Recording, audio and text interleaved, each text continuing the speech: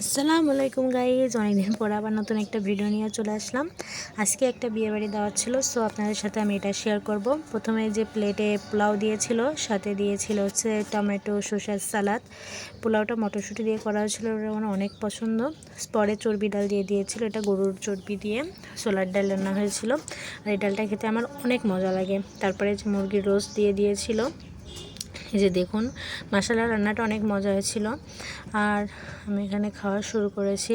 এই যে প্রথমে ডালটা দিয়ে আমি খাওয়া শুরু করে নিলাম, তারপরে একটু একটু রোস্ট খেয়েছিলাম। মাশাআল্লাহ খাবারটা অনেক মজা ছিল। আর আমি যে ভয়েস দিতে গিয়ে আমার জিভে পানি আসছে, এতটা মজা ছিল খাবার। সো এই যে দেখুন, চর্বিটা খেয়ে নিয়েছিলাম ডালের মধ্যে থেকে। আর আমার এই বিয়ে বাড়ির ছোলার ডালটা অনেক মজা হয়, পোলাওটা অনেক মজা হয়েছিল।